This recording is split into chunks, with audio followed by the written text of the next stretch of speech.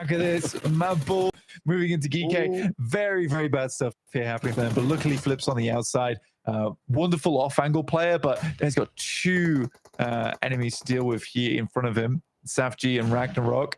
See what Flip can get done here. He's very good when it comes to clutches, usually, for Mad Bulls. Oh, Ragnarok rolls on in and finds the two-player Flip with a nade on in, looking to try and stop Ragnarok from doing any more damage here. But the rest of his team has melted. He might be an off-angle player, but now he is the angle. And we'll have to try and find something. Nice. A real big re-knock there as Ragnarok actually has to send around the edge. But fortunately, here's Kowtow down behind as Regnum Karya chime into the fight. There's off angles everywhere, Blank. This is the messy area we were talking about. This northern road, so difficult. That's a bold push. Very, very bold push from Flip here. He's been taking a little bit of damage from behind, hoping the snake goes through. Regnum Karya completely stymieing his approach. I think that's a very smart play from Ragnarok as well to immediately switch back over towards the rest of the team. It put the pressure on Flip in a big way where he had to speed up his gameplay, accelerate a little bit because it meant his teammates dying. And Ragnarok might just get... I think getting the full team res is going to be a bit difficult. Maybe if he cleaned this up slightly sooner. There's a slight indecision here, and now Regnum Karya should be able to clean up the pieces nice and easily. There we go.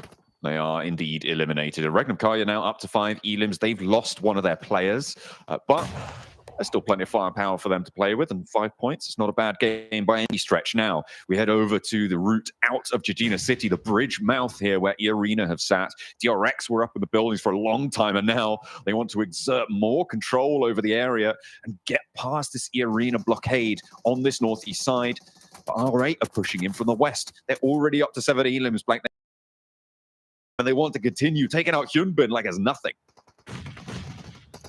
Players as well, so him going out early there is pretty tough. Soaz now has a him, but I would say that, you know, probably second best on the team here for the squad.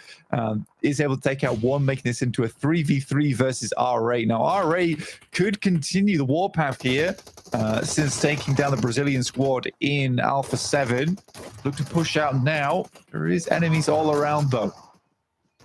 Ooh, giving them the quick start steps, but it's not going to phase them at all. R8 have been through the ringer already, and they know the tricks of the trade. They'll move up to the north side now. Struggling against one. They get mashed up across the road. What on earth just happened over there? R8, the major profit makers, though, on this engagement on the south side, with IQ over the horizon, they continue to push up north. Yeah, I mean, disgusting Molotov going through from QXZ. He's able to find a lot of damage. Luckily, Prestige is able to move around the side. Get the backstab, but he was putting up a valiant.